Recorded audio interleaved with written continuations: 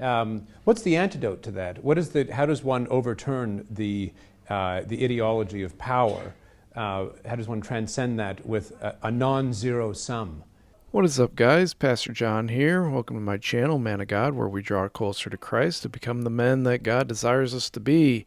Today we are looking at the question of what makes us powerful. Before we get into that, could you like, share, and subscribe? That helps me out a ton. Trying to get to 100 subscribers by the end of the year. We're a quarter of the way there, and I really appreciate the guys who have already subscribed. We've got a cool community here. So what makes us powerful?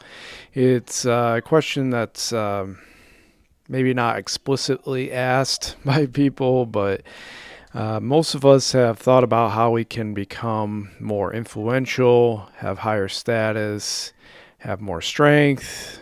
So power comes in many different shapes and sizes and forms. And a clip I have of Jordan Peterson here. And I'll put the link on the description for this. But basically, he's having a conversation with a couple other guys about how society is framing power as a lose-lose situation where it doesn't really benefit anybody, so power must be controlled by the marginalized, kind of like the woke Olympics, who gets to be on the very, very top of the power rankings. It's the, disabled, transgender, Samoan, whatever. But we'll listen to a little bit of this, and it's pretty interesting. Best in the world and succeed and become embittered by that, tremendously embittered, and then to label that as power and then to attempt to destroy it, because it's simpler to do that than to do the radical internal retooling that would be required to set things straight internally. I'm sure that's right. That's one explanation of why people are always tempted by the zero-sum vision of relations. His benefit is my cost, sort of thing. Right. Yeah. Oh, I wanted to pick up on that. The very widespread view that things are zero-sum, which is, of course, the language of power. What's the antidote to that? How does one overturn the ideology of power? How does one transcend that with a non-zero sum truth or approach to life? Well, I personally would say that the first thing to recognize is that there are positive sum games. That's what the real theory of the market tells us, that there are whole realms of human transactions where both parties gain from their shared engagement, and though that won't drive away the real source of this difficulty. It has something to do with what Jordan was referring to, that people's resentment at the success of others when they cannot match it, or cannot easily match it, or will not match it, which is even worse. Yes, exactly, and because of the labor of reconceiving your own position in such that you actually have to do something about it.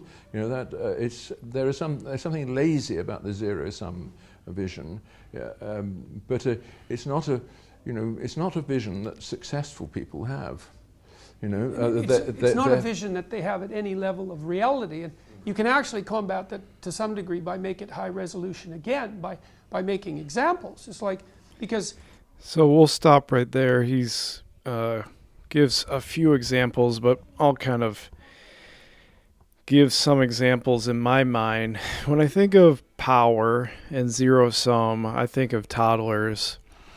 The power structure is physical, right? Toddlers are very abusive to each other, if you've ever seen like a preschool setting. Что случилось? Что случилось? Малыш, не Бенджелику, нет. Ты что, зайка?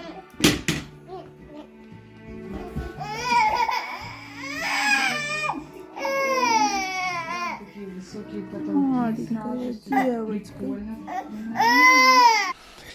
But it's like just self-focused power. And people become resentful and bitter because they feel like they're victims. And they feel like they should have power without any work. So a lot of times those individuals try to take power through avenues that aren't earned.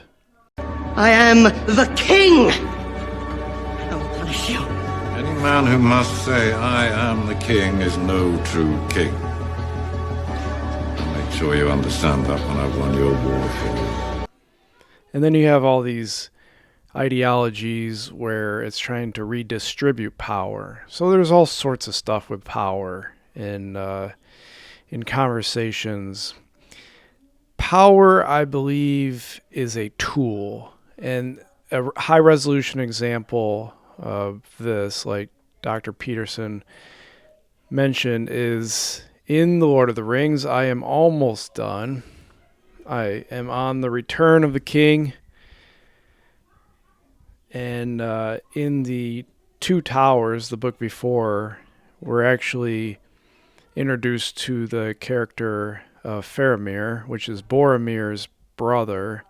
Boromir, if you never watched the movies or read the book, basically uses his power to try to take the ring. And what happens is that he ultimately gets killed by orcs. And Boromir was the oldest brother. Faramir is the younger brother. And at the end of the Two Towers, Faramir actually comes across Frodo and Sam and Gollum trying to enter into Mordor. Faramir kind of knows a little bit why they're on their quest, and by the end of their conversation, he knows that Frodo has the ring, and Boromir died because he was seeking the ring. I bring this up as an example because what Faramir ultimately does shows true power. He has Frodo as a captive. He could take the ring easier than his brother Boromir, but he chooses to release him. Here's a quote from Tolkien, Faramir saying this: "War must be, while we defend our lives against a destroyer who would devour all. But I do not love the bright sword for its sharpness, nor the arrow for its swiftness, nor the warrior for his glory. I love only that which they defend." That's a powerful quote, and that's the answer to our question. What brings us power, right? What makes us powerful?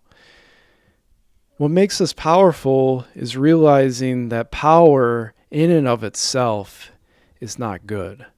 So any ideology you hear being discussed where it's all about power dynamics, avoid those.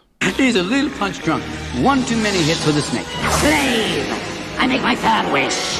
I wish to be an all-powerful genie!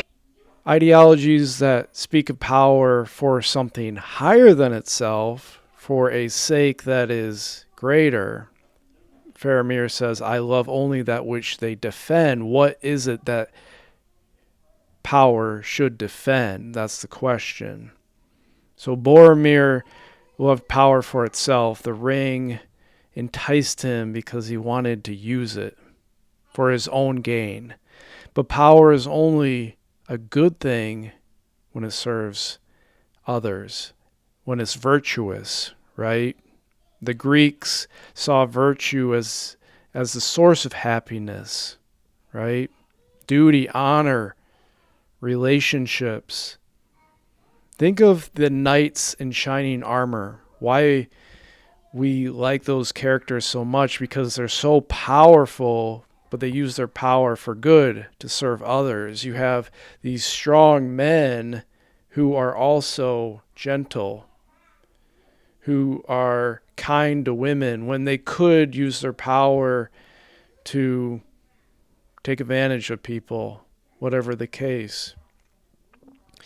Jesus was on the cross, and he could have had all the legions of angels come down and save him, right?